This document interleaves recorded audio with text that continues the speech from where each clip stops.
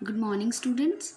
So, today's video is for Biotech second year and it is from the subject enzymology and the topic is Michaelis-Menten equation because आप लोगों ने request किया था इस equation को दोबारा से डिराइव करने के लिए और इसको दोबारा से एक्सप्लेन करने के लिए और समझने के लिए. सो माइकलिस-मेंटन इक्वेशन आप लोग एक कॉपी और पेन लेके समझ लें. मे बी जिसके पास नहीं है नोट्स इसके अवेलेबल, आप इसे अच्छे से ड्राइव कर लें और ध्यान से एक बार देख लें तो मे बी समझ आ जाएगा. और मैं पहले भी बता चुकी हूँ, this is very very very important topic, long में ये आ सकता है. सो माइकलिस-मेंटन इक्वेशन, जैसे कि मैंने लिखा हुआ है कि एक German biochemist Leonor Michaelis and Maud Menten ने दिया था एक मॉडल एंजाइम काइनेटिक्स के ऊपर. एंजाइम काइनेटिक्स के ऊपर क्यों दिया था? क्योंकि एंजाइमोलॉजी हम पढ़ रहे हैं, एंजाइमोलॉजी में सारी चीज़ें एंजाइम से रिलेटेड होती हैं. एंजाइम काइनेटिक्स में बता चुकी हूँ, बेसिकली ये स्टडी होती है केमिकल रिएक्शन की. कैटलिस्ट की हेल्प से हम एंजाइम और सबस्ट्रेट को एंजाइम सबस्ट्रेट कॉम्प्लेक्स में जो चेंज करते हैं उस पूरी प्रोसेस को कहते हैं एंजाइम की काइनेटिक्स. बेसिकली काइनेटिक्स हम यहाँ पे क्यों बोल रहे हैं? क्योंकि काइनेटिक्स हम in the form of derivation या फिर नंबर्स की हेल्प से इसे कर रहे हैं, इसलिए इसे काइनेटिक्स वर्ड दिया गया है. सो बेसिकली जर्मन बायोकेमिस्ट ने दी थी ये इक्वेशन. इस इक्वेशन में हम क्या करते हैं? स्टडी करते हैं मॉडल को एंजाइम की हेल्प से. कौन से एंजाइम की हेल्प से? इन्वर्टेज. ओके, सो इन्वर्टेज एंजाइम की हेल्प से हम इसे डिराइव करते हैं और ग्लूकोज और फ्रक्टोज को प्रोड्यूस करते हैं फ्रॉम सुक्रोज से. ओके, मतलब सुक्रोज को इन्वर्टेज एंजाइम की हेल्प से हम ग्लूकोज फ्रक्टोज में कन्वर्ट करते हैं. इस प्रोसेस को उन्होंने दिया था as a model German biochemist Leonor Michaelis and Maud Menten ने. ओके, सो जैसे कि आप एक इक्वेशन में भी देख सकते हैं, सुक्रोज इन्वर्टेज की हेल्प से, इन्वर्टेज एंजाइम की हेल्प से ग्लूकोज और फ्रक्टोज में चेंज हो जाता है. अब इसमें इंपॉर्टेंट नेक्स्ट पॉइंट क्या है? एंजाइम प्लस सबस्ट्रेट, यानी कि E for enzyme, S for substrate, in the help of K1 K-1 enzyme substrate complex में चेंज हो जाएगा.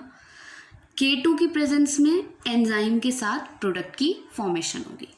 सो जैसे कि आप लोग देख रहे हो यहाँ पे K1 क्या है हमारा? Rate constant of forward reaction. जो भी हम डेरिवेशन करते हैं कभी, तो उसमें हमें कांस्टेंट की ज़रूरत होती है जिसकी हेल्प से हम डेरिवेशन को डिराइव कर सकते हैं.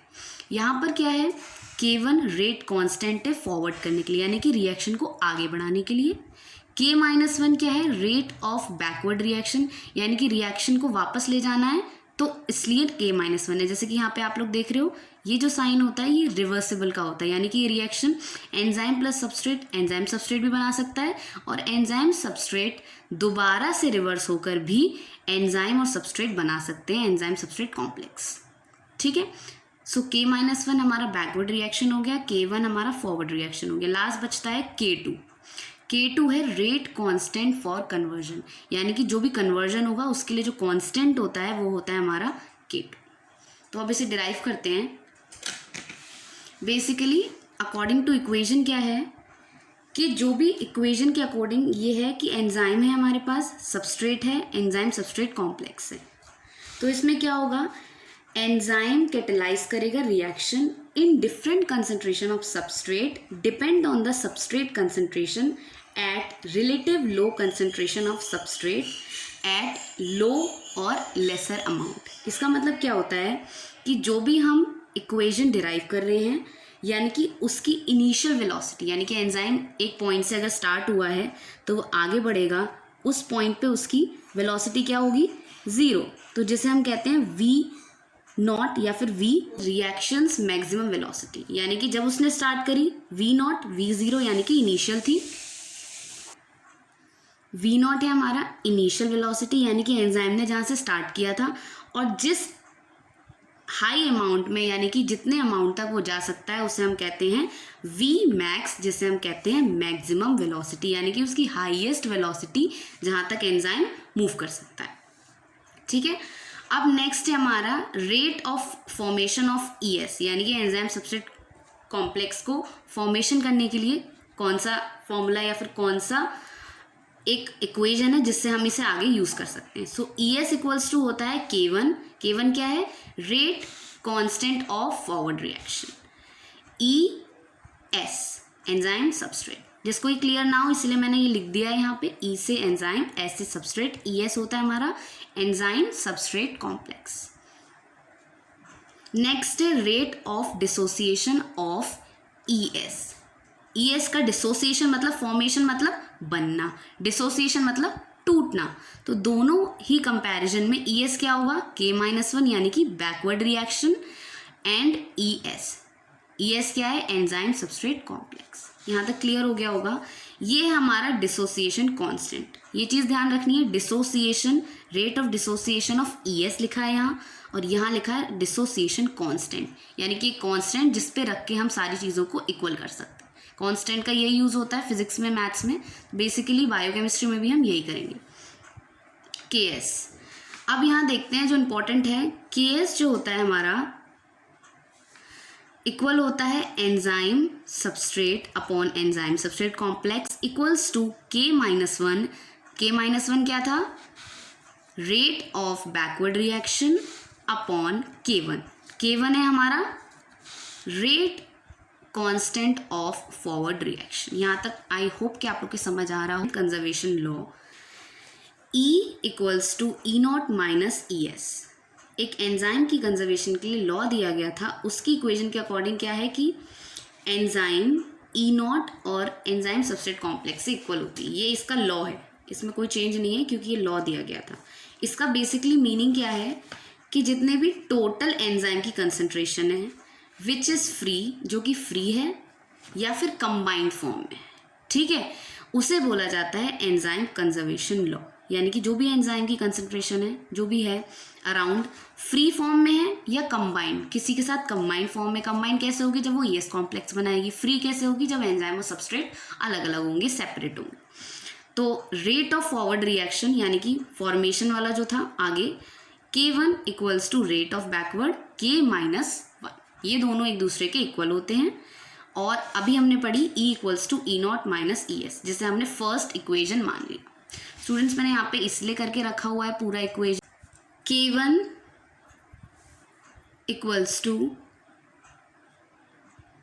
K-1. ये था हमारा फॉरवर्ड और ये है हमारा बैकवर्ड. अब हम यहाँ पे क्या करेंगे?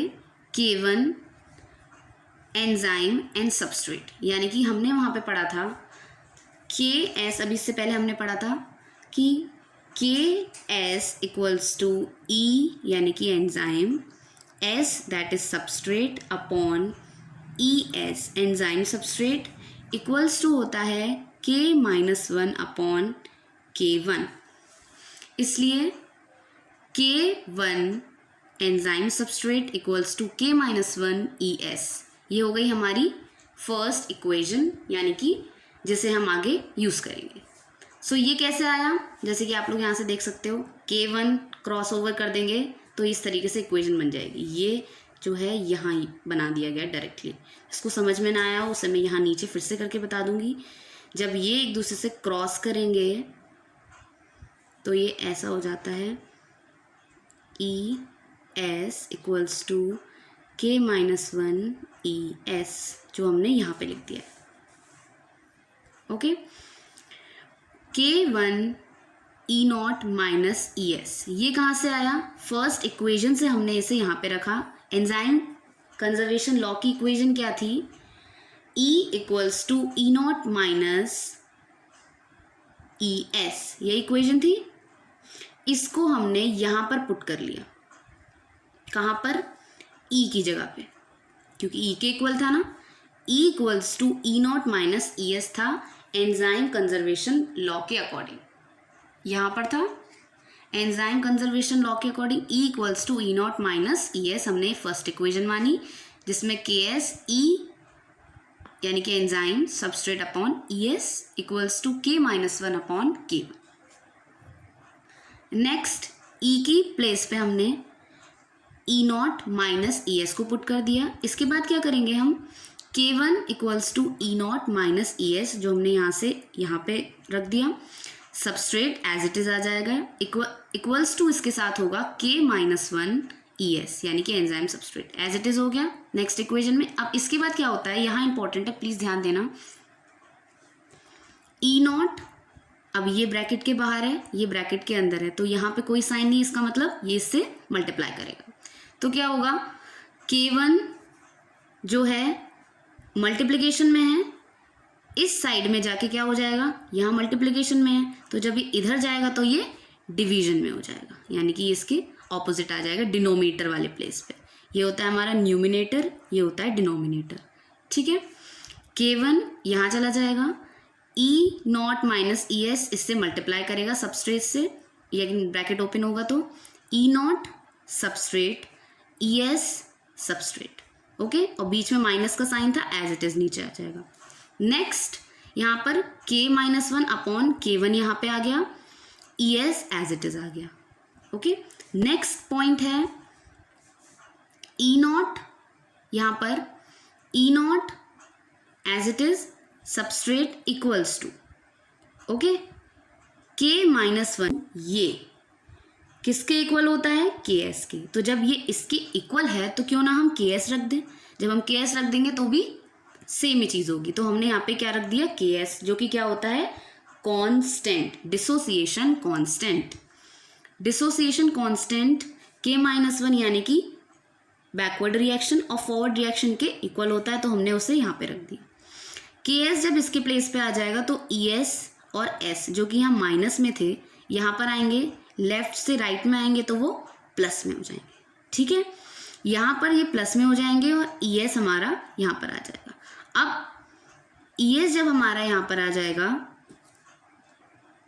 ओके, ई नॉट, नेक्स्ट हम S, K-1 अपॉन K1 की जगह KS, ES और S आ गया, ES ये वाला और S, ये ES यहाँ पर एंजाइम सबस्ट्रेट, ओके, ये इक्वेशन यहाँ तक आई होप समझ आ गई हो।